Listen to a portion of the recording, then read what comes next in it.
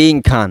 আপনি যদি একজন সাকিবিয়ান হয়ে থাকেন তাহলে আপনি বুঝতে পারবেন যে সাকিব খান কী জিনিস। কারণ সাকিব খান ছাড়া কিন্তু আমাদের বাংলাদেশ ইন্ডাস্ট্রিজ বা আমাদের বাংলাদেশ ফিল্ম ইন্ডাস্ট্রিজ এটা কিন্তু হিট হইতো না। কারণ সাকিব খানের জন্য কিন্তু আমাদের বাংলাদেশ ফিল্ম ইন্ডাস্ট্রিজ কিন্তু এই পর্যায়ে আসছে। কারণ বাংলাদেশ একমাত্র নায়ক যে কিনা তার ক্যারিয়ার দীর্ঘ 2 যুগ প্রায় 24-25 বছর ধরে কিন্তু সে মুভি জগতে আছে। তার মুভি কিন্তু বর্তমানে যে সে সাকিব খান মুভি যেটাই করে সেইটাই হিট।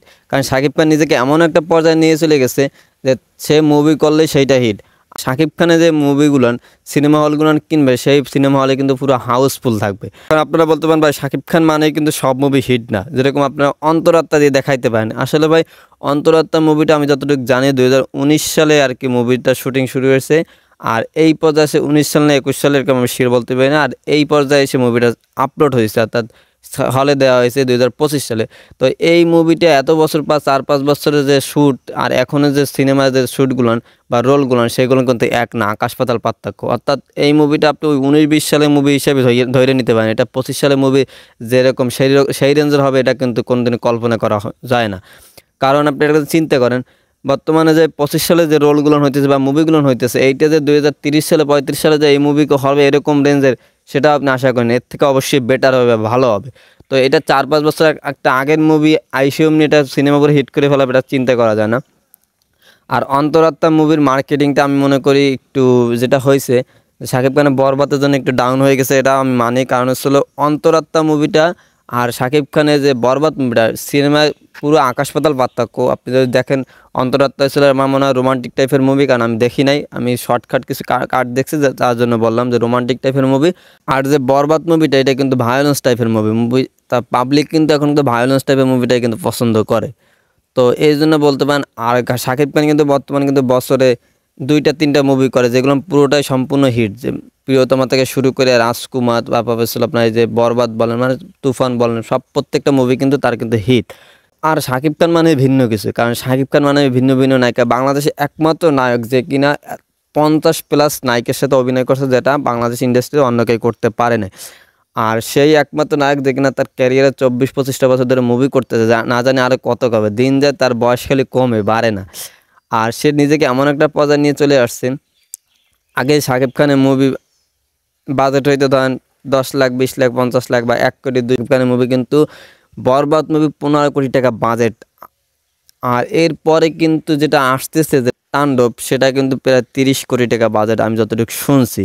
তো আপনি চিন্তা করেন যে সাকিব খানের একটা মুভি 30 কোটি টাকা, বাংলাদেশের একটা মুভি 30 কোটি টাকা, বাংলাদেশে অন্য কোনো নায়ক নিয়ে 30 কোটি টাকা একটা মুভি করার মতো আমি মনে করি না এরকম কোনো পরিচালক আছে বা প্রযোজক আছে।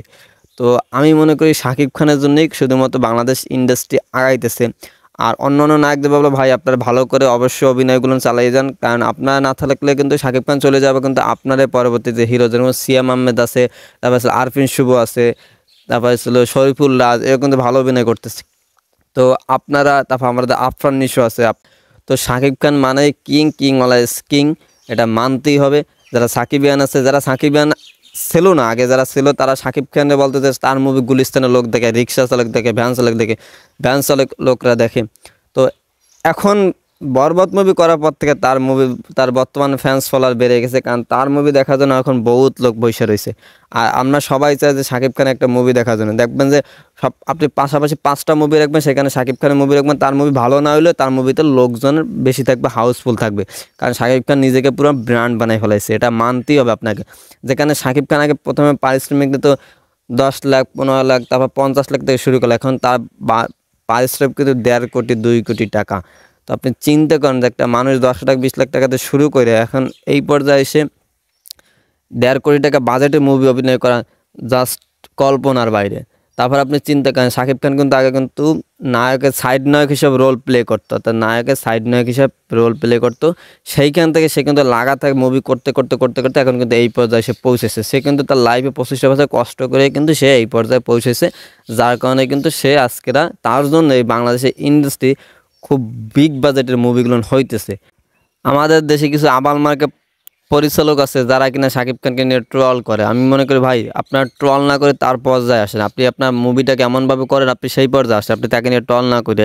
বরবাদ মুভি নিয়ে বলতেছে যে আপনি এই মুভিতে কি শিখতেছে, নেশাবানি করতেছে, আপনি যদি ভায়োলেন্স টাইপের যে কী জিনিস একজন পরিচালক হিসেবে আপনার এটা বোঝা উচিত যে ভায়োলেন্স জিনিসটাই কী, তাহলে আপনি বুঝতে পারবেন যে কেন মুভিটার চরিত্রটা এরকম। এক একটা মুভির চরিত্র বা এক একটা মুভির ক্যারেক্টার কিন্তু এক এক রকম। অনেকে বলতেছে যে এরকম আফরান নিশো নায়ক হওয়ার যোগ্য না। আপনি আফরান নিশো যে মুভিগুলো আছে, যে সুড়ঙ্গ মুভিটা, সেইটা দেখেন, যে দেখেন তার চরিত্রের সাথে তার ক্যারেক্টারের সাথে যায় কিনা, সে এই মুভিতে অভিনয়ের জন্য পারফেক্ট কিনা, তাহলে আপনি বুঝতে পারবেন যে সে আসলে নায়ক কিনা। তারপরে এই যে আপনার যে দাগি মুভি আসছে, আপনি মুভিগুলো দেখেন তাহলে বুঝতে পারবেন যেরকম চরিত্র সেরকম ক্যারেক্টার, এটা আপনাকে মানতেই হবে। আর এই যে শাকিব খান নিজেকে কিন্তু খুব অন্যতম একটা পর্যায়ে নিয়ে গেছে। তো আশা করি সবাই যে তাণ্ডব মুভিটা আসছে, সবাই তাণ্ডব মুভিটা দেখবেন। এটাও কিন্তু 100 কোটি প্লাস হিট করতে হবে। আর ভাই অবশ্যই পাইরেসি করেন না, কারণ পাইরেসির কারণে কিন্তু আমাদের মুভি ইন্ডাস্ট্রি কিন্তু ক্ষতি হয়। কারণ যেরকম ভারত বলেন বা অন্য যে মুভিগুলো আছে, তারা কিন্তু বুক ফুলে বলতে পারে যে আমাদের মুভিগুলো এত পর্যায়ে চলে গেছে, আমাদের মুভি থেকে এত ইনকাম হইতেছে। তা আমাদেরকেও সেরকম একটা পর্যায়ে নিয়ে যাইতে দেন, আমাদের মুভিগুলো সেরকম একটা পর্যায়ে যাক। কারণ আমাদের মুভি কিন্তু আগে কিন্তু 100 কোটির ঘরে যাইতো না, এখন কিন্তু যা দিচ্ছে আস্তে আস্তে। তো আশা করি এরপর থেকে 100 থেকে 200 কোটি, তারপর 500 কোটি, তারপর 1000 কোটি আমাদের দেশের মুভি থেকেও কিন্তু ইনকাম করা সম্ভব।